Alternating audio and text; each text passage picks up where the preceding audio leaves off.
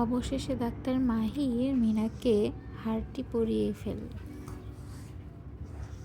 এবং মিনা অবাক চোখে তার দিকে তাকিয়ে আছে। ডাক্তার মাহির মিনার দিকে তাকানোর চেষ্টা করলেও বারে বারে ব্যর্থ হচ্ছে। এদিকে মিনাকে হারটি খুব মানিয়েছে। মিনা চিন্তা করছে ডাক্তার মাহির কেন তাকে এত দামি একটি উপহার দিল এবং কেন বিয়ের সময় সে আসতে পারল না। এদিকে ডাক্তার মাহির তাকে সুখে থাকার কথা বলছে সে যেন খুব ভালো থাকে তার স্বামীকে নিয়ে। এটা বলেই সে বের হওয়ার চেষ্টা করছে রুম থেকে, কিন্তু বারে বারে ব্যর্থ হচ্ছে। তার ইচ্ছে করছে মিনার দিকে একবার ভালোভাবে তাকাতে, কিন্তু সে সাহসটিও সে পাচ্ছে না।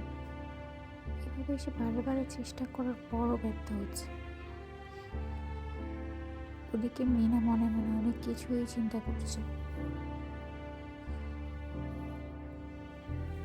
তো ওদিকে দিয়া এবং তার ভাবি অবাক চোখে দেখছে এবং তারা ফিসফিস করে কি যেন আলাপ করছে। ডাক্তার মাহির একটিবারের জন্য তাকাতে পারছে না মিনার দিকে। তার অনেক কষ্ট হচ্ছে, কারণ সে তো মনে মনে ওকে খুব ভালোবেসে ফেলেছে।